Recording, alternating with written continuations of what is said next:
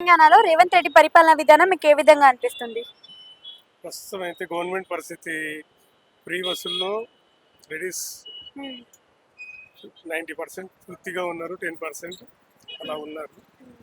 ప్రజలైతే ఇప్పుడు రేవంత్ రెడ్డి చేసే విధానాలను బట్టి మండలానికి ఒక విలేజ్కి ఇవ్వడం వల్ల ప్రజలు జర అసంతృప్తిగా ఉన్నారు.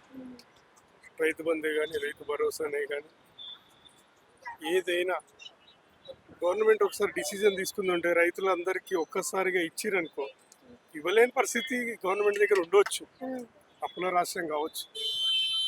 కాకపోతే ఆ విధంగా కాకుండా ఒక ఎకరాకు 2 ఎకరాలకు కరెక్ట్గా రైతులకు టైంలో ఇస్తే రైతులంతా ఏకపక్షంగా రేవంత్ రెడ్డి వైపు ఉండేవారు. కానీ మండలానికి ఒక్కటి వల్ల ప్రజలంతా అసంతృప్తితో ఉన్నారు. దీన్ని గవర్నమెంట్ ఆలోచన చేసి పనిచేస్తే బాగుంటుందని కోరుకుంటున్నాను. అంటే ఇప్పుడు రైతు బంధు, రైతు బీమా, రైతు భరోసాలు కూడా ఇస్తాను అని అంటున్నాడు కదా, మరి ఇవ్వగలుగుతాడంటారా మరి ఇప్పుడు స్టేట్‌కి? అంటే ప్రజలు అసంతృప్తితో ఉన్నారు. ఎట్లా అంటే ఇస్తారా ఇవ్వరా అనేది తెలియదు. కానీ ప్రజలు ఏమనుకున్నారంటే ఒక్కడ మండలానికి ఒక విలేజ్ ఇచ్చారు కాబట్టి ఇస్తుడు ఇయ్యడు అసలు 30% మార్చు అసలు ఇస్తాడా డైమాలో ఉన్నారు.